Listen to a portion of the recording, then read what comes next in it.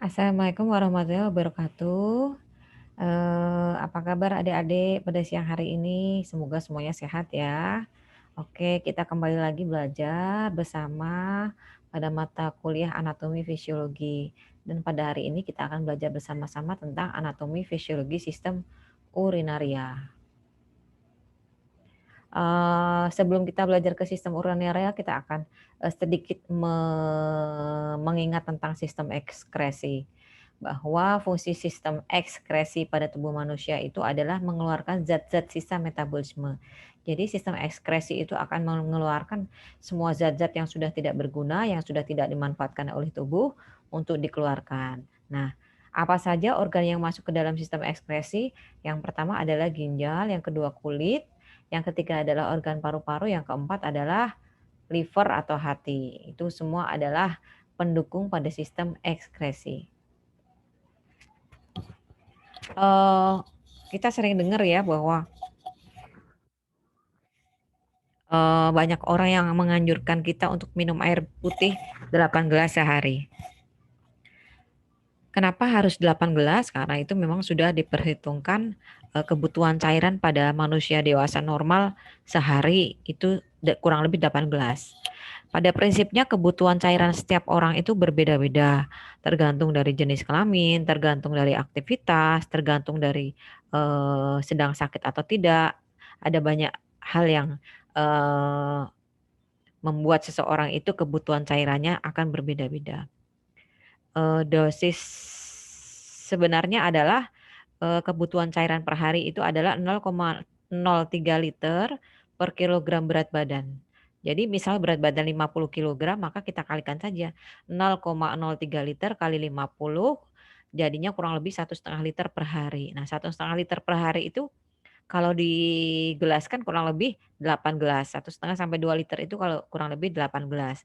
Kalau kita minum Aqua gelas kecil itu isinya 200 cc. Kemudian hasil akhir dari cairan yang ada di dalam tubuh adalah urin, jadi diekskresi dalam bentuk urin. Jadi sistem urinaria yang akan kita bahas itu akan membahas organ dan proses pembentukan urin. Sistem urinaria itu fungsinya adalah dia berfungsi sebagai proses penyaringan darah. Jadi darah-darah yang sudah tidak digunakan lagi maka akan disaring. Airnya akan dikeluarkan, zat-zat yang masih berguna akan direabsorpsi lagi. Kemudian hasil akhirnya adalah terbentuknya urin. Yaitu yang pertama menyerap zat-zat yang masih dipergunakan oleh tubuh sehingga darah bebas dari zat-zat yang tidak dipergunakan oleh tubuh. Darah bebas dari zat-zat yang beracun, yang toksik ya, biar tidak dipergunakan oleh tubuh. Kemudian zat-zat yang tidak dipergunakan oleh tubuh akan larut dalam air dan dikeluarkan berupa urin. Jadi zat-zat yang tidak berguna itu akan dikeluarkan bersama urin. Ini adalah anatomi sistem urinaria, dimulai yang paling atas adalah ginjal, kemudian saluran panjangnya adalah ureter, kemudian kantongnya ya, kantong untuk menampung urin adalah kandung kemih atau kantong kemih atau vesika urinaria atau kadang-kadang kita bilang itu buli-buli. Kemudian selanjutnya adalah uretra. Ini adalah gambar anatomi pada ini ya, sistem urinaria laki-laki. Ini uretra di dalam penis. Ini gambarnya. Ini ada ginjal, ini adalah ureter, ini adalah kandung kemih. Di atas ginjal itu ada organ ya yang termasuk dalam kelenjar endokrin adalah kelenjar suprarenal atau kelenjar adrenal. Ada dua di atas ren. Makanya dikatakan adrenal. Ad itu di atas tambahan untuk ren. Suprarenal dikatakan suprarenal karena ini di atas ren. Supra itu di atas. Ya, ini gambarnya ginjal, ureter, kandung kemih. Ginjal, enggak kelihatan ya ureter masuk ke belakang kandung kemih. Ginjal itu ada dua buah, kanan dan kiri. Ginjal berbentuk seperti kacang, berwarna merah tua, sisi cekung menghadap medial. Panjangnya kurang lebih 12,5 cm, tebal 2,5 cm atau sebesar kepalan tangan. Ya, jadi seperti ginjal itu seperti jantung ukurannya, sebesar kepalan tangan kita. Beratnya 125 gram sampai 175 gram. Pada pria dewasa 150 sampai 170 gram, pada wanita dewasa 115 sampai 155 gram. Tapi biasanya 125 sampai 175 gram. Letak ginjal, ginjal terletak di belakang peritoneum yang melapisi rongga abdomen, sehingga ginjal disebut sebagai organ retroperitoneal. Kalau adik-adik masih ingat, kita belajar di anatomi fisiologi pencernaan. Di situ saya bahas tentang peritoneum. Jadi membran yang melapisi rongga abdomen dan membran yang melapisi organ-organ abdomen. Peritoneum itu kan ada dua, peritoneum parietale yang melapisi dinding abdomen, peritoneum viscerale yang melapisi dinding-dinding organ-organ yang melindungi organ-organ di dalam abdomen. Pada bagian atas ginjal terdapat kelenjar suprarenal atau adrenal yang menghasilkan dua macam hormon, yaitu hormon adrenalin dan hormon kortison. Masalah hormon akan kita pelajari pada mata kuliah endokrin ya, di situ kita akan full belajar tentang hormon. Kemudian letak ginjal itu di kanan kiri tulang belakang sekitar vertebrae torak 12 dan lumbal 3. Jadi agak di pinggang ya, karena torak 12 sampai lumbal 3 itu daerah pinggang. Di bawah diafragma, tepatnya di bawah hati atau liver pada sisi kanan. Kalau pada sisi kiri itu di bawah limpa. Jadi ginjal kanan itu ada di bawah hati, ginjal kiri itu ada di bawah limpa atau lien. Ginjal kiri terletak lebih tinggi dibandingkan ginjal kanan karena di atas ginjal kanan ada hati. Ya, ini ginjal dilihat dari belakang. Ginjal dilihat dari belakang atau ketika ini tulang rusuknya dihilangkan. Ya, sebagai bagian dari sistem urinaria, ginjal berfungsi menyaring kotoran. Jadi menyaring darah dari kotoran-kotoran terutama urea dan membuangnya bersama air dalam bentuk urin. Cabang dari kedokteran yang mempelajari ginjal dan penyakitnya disebut nefrologi.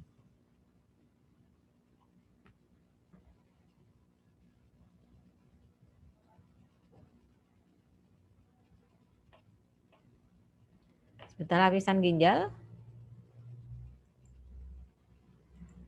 Lapisan ginjal itu setiap ginjal terbungkus selaput tipis. Namanya adalah kapsula renalis. Ya, bungkusnya itu adalah kapsula renalis berupa jaringan fibroz berwarna ungu. Lapisan luarnya adalah korteks renalis. Lapisan sumsum dalamnya adalah lapisan medula renalis. Ini adalah namanya pelvis atau rongga ginjal. Ini ya. Ini adalah korteks atau kulit ginjal. Ini adalah medula atau sumsum ginjal. Ini adalah rongga ginjal atau pelvis renalis. Ya, ini adalah korteks, ini adalah medula, ini adalah pelvis renalis, ini adalah ureter. Jadi urin akan diproduksi di sini, kemudian akan disalurkan melalui ureter, masuk ke kandung kemih, masuk ke uretra, dikeluarkan dari tubuh. Nih ya, ini adalah piramida renal piramid, ya piramida renal. Ini adalah medula, di dalam medula ini adalah korteks. Kemudian ada dari piramid ini ada minor kalik ya, kaliks yang akan mengalirkan urin. Dari kaliks minor menuju ke kaliks mayor. Ya, kaliks mayor terus menuju ke pelvis renalis, menuju ke ureter. Nefron, kita akan belajar nefron, jangan lupa adik-adik ya, unit-unit terkecil dari suatu organ. Unit terkecil dari organ neurologi adalah neuron. Unit terkecil dari ginjal adalah nefron. Ya, satuan fungsional dan struktural terkecil ginjal disebut nefron. Satu unit ginjal terdapat sekitar 1 juta nefron. Ya, jadi kalau misalnya satu ginjal itu rusak, kita masih punya satu ginjal, masih punya stok 1 juta nefron. Tapi kalau dua ginjal ini sudah rusak, ya sudah tidak ada lagi nefron yang bekerja dengan baik, maka akan dibantu untuk menyaring darah-darah yang kotor itu dengan dibantu dengan cara cuci darah. Nefron adalah tempat terjadinya proses penyaringan darah. Setiap nefron terdiri atas badan Malpighi yang terdiri atas glomerulus dan saluran nefron atau tubulus-tubulus ginjal. Nefron terdapat di bagian korteks dan medula ginjal. Nefron berfungsi sebagai regulator air dan zat terlarut terutama elektrolit dalam tubuh dengan cara menyaring darah, kemudian mereabsorpsi cairan dan molekul yang masih diperlukan tubuh. Molekul dan sisa cairannya yang sudah tidak diperlukan oleh tubuh akan dibuang dalam bentuk urin. Tiap satu nefron ya terdiri atas glomerulus dan tubulus panjang yang terdiri dari tubulus proksimal, loop of Henle, tubulus distal, tubulus colligentus atau tubulus collectivus. Kita ke korteks ginjal atau kulit ginjal. Bagian korteks itu ada badan Malpighi, ada saluran nefron. Saluran nefron yang ada di badan korteks itu adalah tubulus contortus proximal dan tubulus contortus distal. Jangan lupa ya, ini korteks yang adalah tubulus contortus proximal dan distal. Terdapat badan Malpighi. Badan Malpighi mengandung glomerulus yang diselubungi kapsul Bowman. Jadi kapsulnya namanya adalah kapsul Bowman. Glomerulus itu berupa anyaman pembuluh kapiler darah. Kapsula Bowman berbentuk cawan berdinding tebal yang mengelilingi glomerulus. Glomerulus ginjal. Ini adalah yang dinamakan glomerulus ginjal. Ini adalah tubulus panjang. Glomerulus merupakan gulungan atau anyaman kapiler yang terletak di dalam kapsula Bowman. Jadi glomerulus itu isinya adalah kapiler, gulungan-gulungan kapilernya melingkar-lingkar. Menerima darah dari arteriol aferen dan meneruskan ke arteriol eferen, selanjutnya ke sistem vena. Glomerulus turut berperan mengatur tekanan darah. Ini berperan ya. Berperan dalam mengatur tekanan darah. Kapsula Bowman adalah ujung buntu tubulus ginjal berbentuk kapsula cekung diameter 200 mikron. Fungsi utama dari glomerulus adalah sebagai penyaring atau filtrasi dari darah. Jadi urutannya ini difiltrasi di sini dulu, setelah itu dialirkan melalui saluran nefron atau tubulus ginjal. Darah disaring dulu di glomerulus, kemudian selanjutnya akan disaring lagi di tubulus ginjal. Itu tadi korteks. Korteks itu ada badan Malpighi dan tubulus ginjal. Di dalam medula juga ada badan Malpighi dan tubulus ginjal. Tetapi yang berbeda adalah tubulusnya yang ada di medula ginjal adalah lengkung Henle atau loop of Henle yang terdiri dari lengkung Henle naik dan lengkung Henle turun dan kemudian tubulus collectivus atau pembuluh-pembuluh darah yang berfungsi untuk mengumpulkan hasil ekskresi. Tubulus collectivus atau tubulus colligentus berhubungan dengan rongga ginjal atau rongga pelvis. Jadi ini ya, ini adalah piramida ginjal, ini adalah medula ginjal, ini adalah korteks. Rongga ginjal, sekarang kita belajar rongga ginjal atau pelvis renal. Pelvis renalis adalah ujung ureter, karena di sini adalah ureter. Jadi ini adalah ujung ureter. Sebelum berbatasan dengan jaringan ginjal, pelvis renalis bercabang 2 atau 3 disebut calyx mayor. Ya, jadi ini yang besar-besar itu calyx mayor. Kemudian yang menuju piramid yang lebih kecil ini adalah calyx minor. Jadi jangan bingung di adik-adik di organ ginjal ada calyx minor, ada calyx mayor. Urutannya calyx minor dulu, calyx mayor, baru urin masuk ke pelvis renalis atau rongga pelvis, baru masuk ke ureter. Ini ya tubulus contortus proximal, yaitu tubulus ginjal yang langsung berhubungan dengan kapsula Bowman. Panjangnya 15 mm, diameter 55 mikrometer. Berkelok-kelok dari korteks ke medula dan kembali ke korteks. Terjadi proses transport aktif natrium dan kalium. Jadi tubulus contortus proximal itu adalah ini.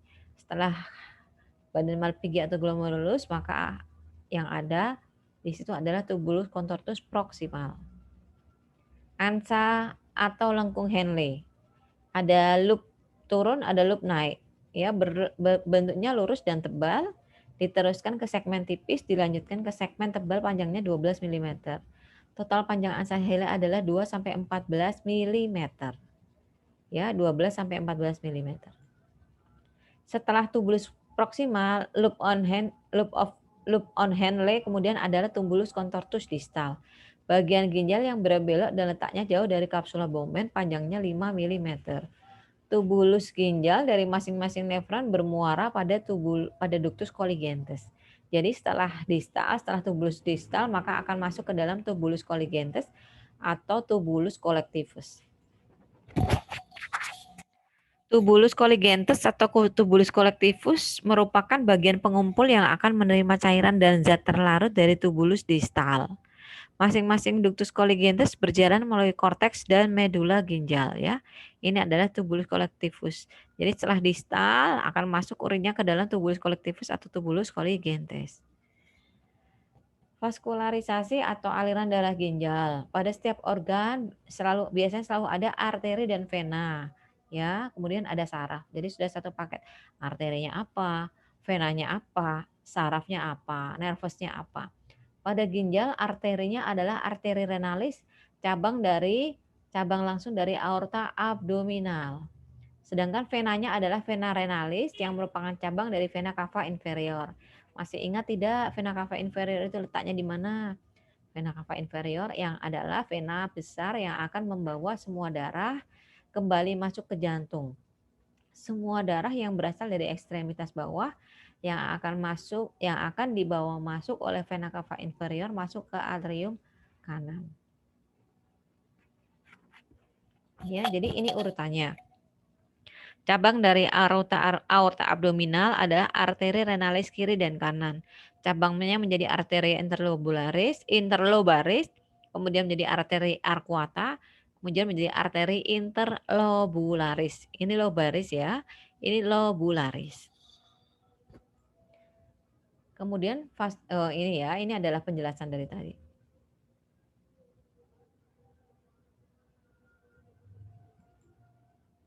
Nih. Sedangkan peredaran darah vena ginjal. Vena ya. Vena ini kalau vena kan balik ya, jadi arah panahnya terbalik. Kalau arteri kan tadi arah panahnya ke bawah. Kalau vena arah panahnya terbalik. Vena interlobularis, kemudian darah akan dibawa ke vena arcuata, kemudian ke vena interlobaris, kemudian ke vena renalis kiri dan kanan, ke vena cava inferior, terus masuk ke dalam atrium kanan jantung. Ini sudah ya bentuknya ya. Ini sama, ini ada arteri arcuata. Ya.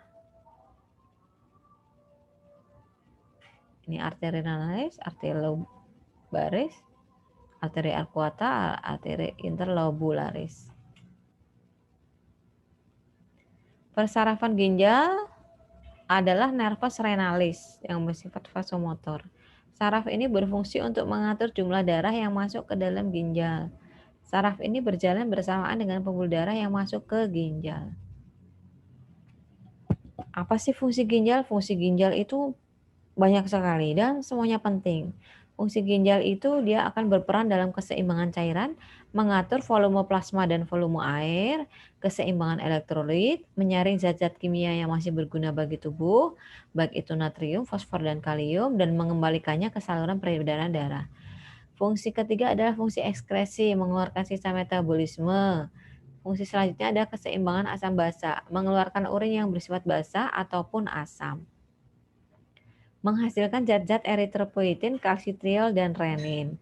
Eritropoietin itu yang merangsang sumsum tulang membentuk sel darah merah ya. Eritropoietin jangan lupa eritrosit, maka akan membantu dalam pembentukan sel darah merah. Kalsitriol itu gampangannya kita ngapalnya kalsium. Jadi merupakan bentuk aktif vitamin D yang membantu penyerapan kalsium dan menjaga keseimbangan kimia dalam tubuh. Kemudian hormon berikutnya adalah renin. Renin ini berfungsi dalam pengaturan tekanan darah, juga keseimbangan ion natrium dan plasma darah. Fungsi homeostasis ginjal itu tadi sudah kita baca ya, keseimbangan asam basa, keseimbangan cairan, keseimbangan elektrolit itu. Fungsi homeostasis ginjal. Jadi ginjal itu memang organ yang penting dalam memelihara keseimbangan. Ginjal mengatur pH, konsentrasi, dan komposisi air dalam darah. Ginjal mempertahankan plasma darah pada kisaran 7,4 melalui ion hidrogen dan hidroksin. Akibatnya urin yang didapatkan dapat bersifat asam pada pH 5 atau alkalis pada pH 8, pH 5 atau pH 8.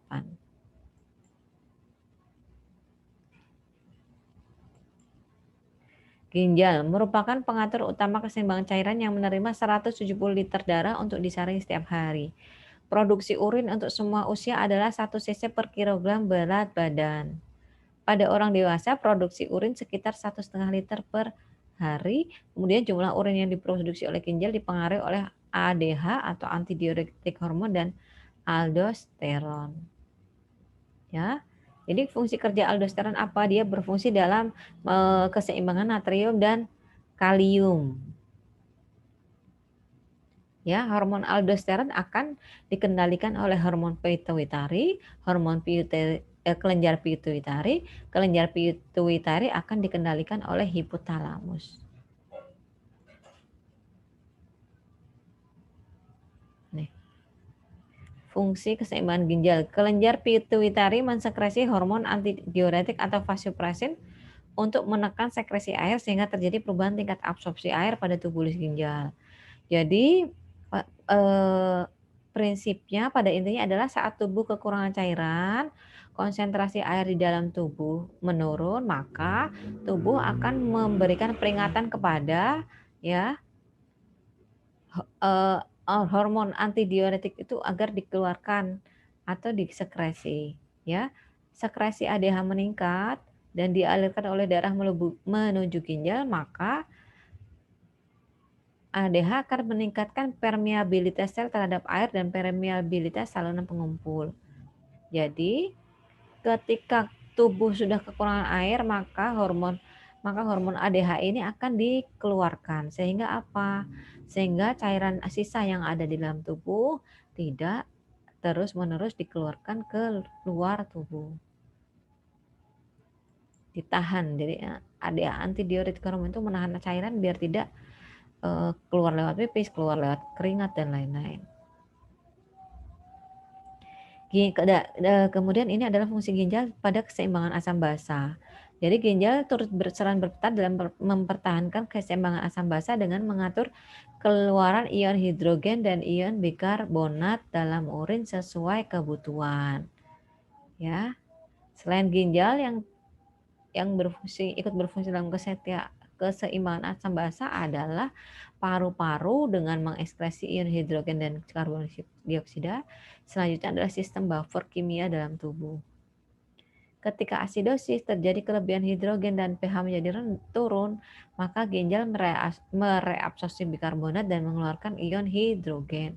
Pada keadaan basa atau alkalosis atau pH tinggi, maka ginjal akan mengeluarkan bikarbonat dan menahan ion hidrogen. Normalnya kadar serum bikarbonat adalah 22-26 mili ekuivalen per liter. Kelebihan asam akan dibuang oleh ginjal sebagian besar dalam bentuk amonia. Amonia ini yang akan memberikan ciri khas bau pada urin kita. Di urin kita baunya adalah bau amonia. Ya, pada mekanisme pengaturan ginjal berperan sistem buffer, asam bikarbonat, sistem buffer fosfat, dan pembentukan amonia. Tubulus proksimal adalah tempat utama reabsorpsi bikarbonat dan pengeluaran asam. Keseimbangan elektrolit. Pengaturan keseimbangan cairan perlu memperhatikan dua parameter, yaitu volume cairan ekstrasel dan osmolaritas cairan ekstrasel. Jadi pada keseimbangan elektrolit yang sangat penting berperan adalah cairan ekstrasel. Yang sering dibahas adalah cairan ekstrasel. Ginjal mengontrol volume cairan ekstrasel dengan mempertahankan keseimbangan garam dan mengontrol osmolaritas atau cairan ekstrasel dengan mempertahankan keseimbangan cairan.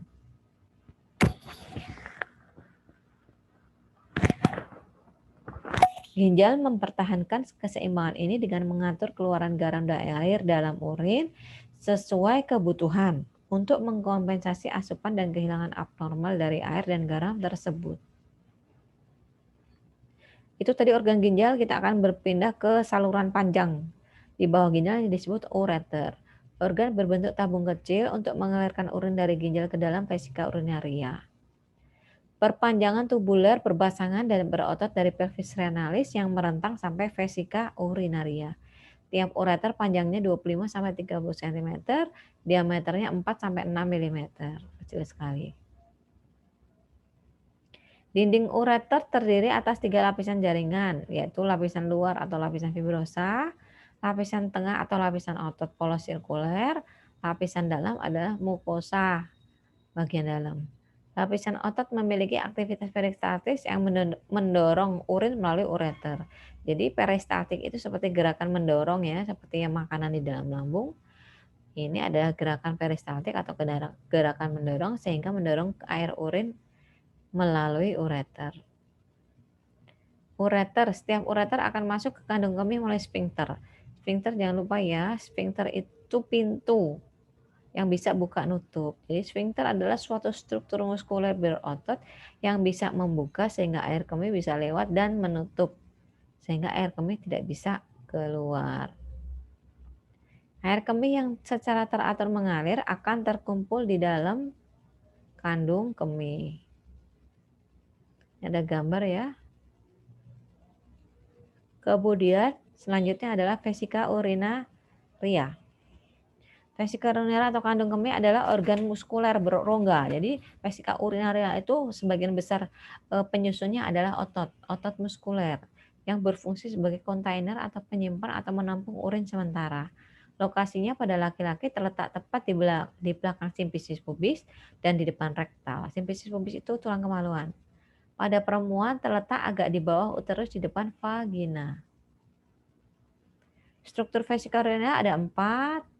Ada lapisan luar, lapisan serusa, otot detusor, lapisan submukosa, dan lapisan mukosa. Nah, yang paling penting yang sering dibahas pada sistem urinaria adalah otot dari kandung kemih atau yang kita sebut adalah otot detrusor.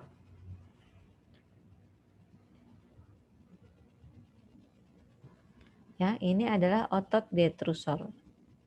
Otot detrusor. Uretra. Setelah ureter kita belajar tentang kandung kemih sudah ya. Ginjal, ureter, kandung kemih. Sekarang kita belajar uretra. Uretra merupakan saluran sempit yang berpangkal pada kandung kemih, berfungsi menyalurkan air kemih keluar. Uretra adalah saluran yang menghubungkan kandung kemih ke lingkungan tubuh luar. Uretra berfungsi sebagai saluran pembuang baik pada sistem kemih atau ekskresi dan sistem eks seksual. Jadi pada prinsipnya uretra pada pria itu mempunyai 2 fungsi. Yang pertama mengalirkan sperma, yang kedua adalah mengalirkan urin. Uretra pada wanita panjang uretra sekitar 2,5 sampai 4 cm dan terletak di antara klitoris dan pembukaan vagina. Sedangkan pria memiliki uretra yang lebih panjang dari wanita. Itu artinya maka uretra perempuan karena lebih pendek ya, jadi kuman akan lebih mudah masuk ke dalam kandung kemih yang mengakibatkan infeksi saluran kemih atau yang disebut ISK pada atau sistitis, yaitu infeksi pada dinding vesika urinaria. Uretra pada pria itu ada 4 macam. Uretra praprostatika, kemudian praprostatika terletak sebelum kelenjar prostat, praprostatika terletak setinggi prostat, ya, pars membranosa sekitar 1,5 cm dan di lateral terdapat kelenjar bulbo-uretralis. Ini ya gambarnya. Ini adalah glomerulus, ini adalah proximal, ini hende, ini tubuh distal masuk ke sini. Oke. Kemudian kita akan belajar tentang proses produksi urin, bahwa urin itu diproduksi melalui 3 tahap oleh ginjal. Yang pertama adalah tahap filtrasi oleh glomerulus, yang kedua tahap reabsorpsi atau augmentasi oleh tubulus. Jadi disaring dulu ya, yang tidak berguna diteruskan. Terus nanti setelah sampai di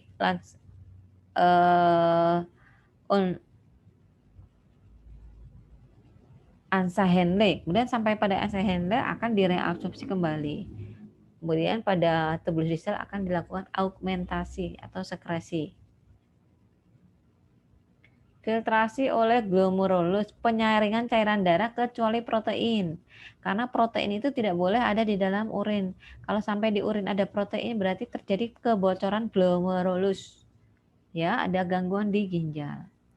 Cairan yang tersaring ditampur oleh kapsula Bowman yang terdiri dari glukosa, air, natrium, klorida, sulfat, bikarbonat, dan lain-lain yang diteruskan ke tubulus ginjal.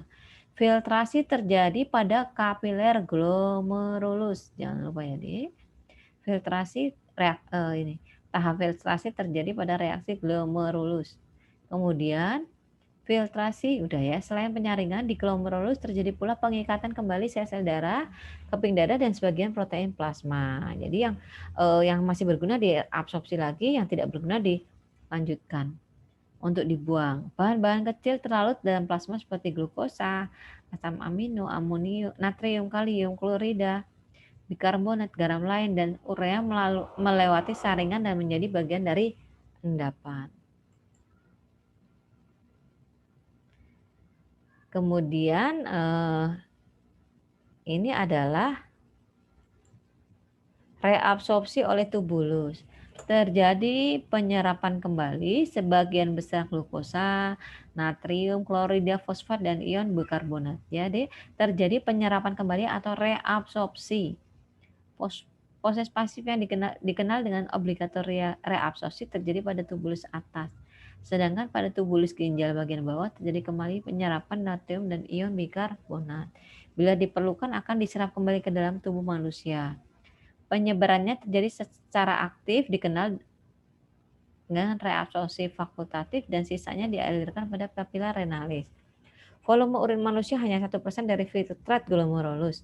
Oleh karena itu 99 filtrat glomerulus akan direabsorpsi secara aktif pada tubulus contortus proximal dan terjadi penambahan zat-zat sisa serta urea pada tubulus contortus distal.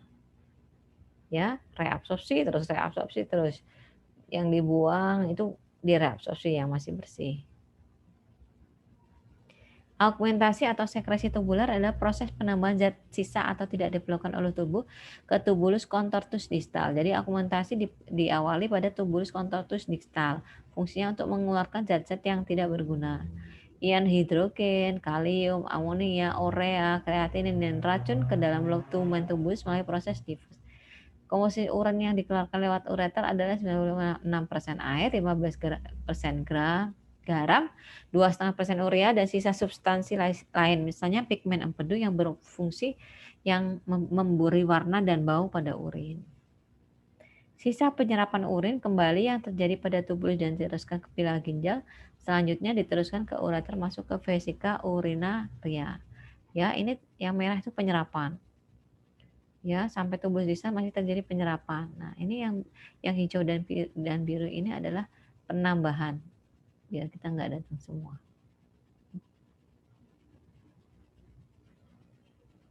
Ya. Ini direabsorpsi kembali, yang ini ditambahkan. Nah, nanti yang tidak berguna akan dikeluarkan ke ureter.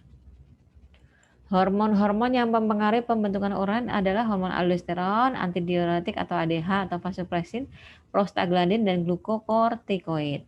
Nih, hormon aldosteron diproduksi oleh kelenjar suprarenal atau kelenjar adrenal.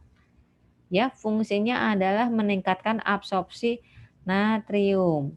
Dia juga akan mengendalikan kalium biar tidak terjadi hiperkalemi. Ya. Jika aldosteron meningkat, maka terjadi reabsorpsi Na yang semakin meningkat dan sekresi kalium bertambah pula. Ini kenapa biar seperti ini? Biar tidak terjadi hiperkalemi. Aldosteron membantu ginjal mengatur volume plasma atau cairan sel. Sedikit dibahas tentang hiperkalemi atau kelebihan kalium. Kalium itu jika dalam batas normal dia akan berfungsi baik pada tubuh manusia untuk menjaga fungsi otot, saraf, jantung, dan keseimbangan elektrolit. Tapi kalau kadarnya terlalu rendah atau kadarnya terlalu tinggi, maka akan terjadi masalah baru, yaitu penyebab terbanyak hiperkalemi adalah gagal ginjal, di mana fungsi ginjal itu terganggu sehingga kalium tidak bisa dikeluarkan melalui urin, akhirnya menumpuk di dalam darah. Gejala kaliemi adalah lemah otot, kesemutan, gangguan irama jantung.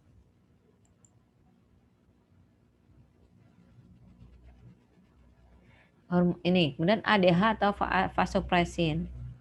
Saat tubuh kekurangan cairan, konsentrasi air dalam darah menurun, akibatnya sekresi ini antidiuretik hormon. Biar apa? Biar cairan ini tidak keluar dari tubuh manusia.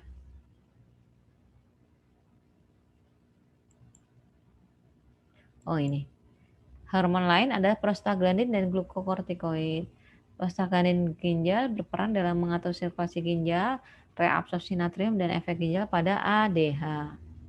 Glukokortikoid meningkatkan reabsorpsi natrium dan air sehingga volume darah naik dan terjadi retensi natrium. Ya, natriumnya ditahan biar tidak keluar. Ini adalah 4 hormon yang mempengaruhi pembentukan urin. Nah, sekarang kita belajar mekanisme pembentukan urin. Dari sekitar 1.200 cc darah melalui glomerulus setiap menit terbentuk 120 sampai 125 ml filtrat, cairan yang telah melewati celah filtrasi. Setiap harinya dapat terbentuk 150 sampai 180 liter filtrat. Namun dari jumlah ini hanya sekitar 1% yang akhirnya dikeluarkan sebagai urin dan sebagian diserap kembali. Sifat urin. Jumlah ekskresi dalam 24 jam kurang lebih 1.500 cc. Tergantung dari masuknya cairan serta faktor lainnya. Kemudian warnanya benih muda dan bila dibiarkan akan menjadi keruh. Warna kuning tergantung dari kepekatan, diet obat-obatan dan sebagainya. Kalau ada adik minum vitamin, Enervon C ya, pipisnya jadi kuning.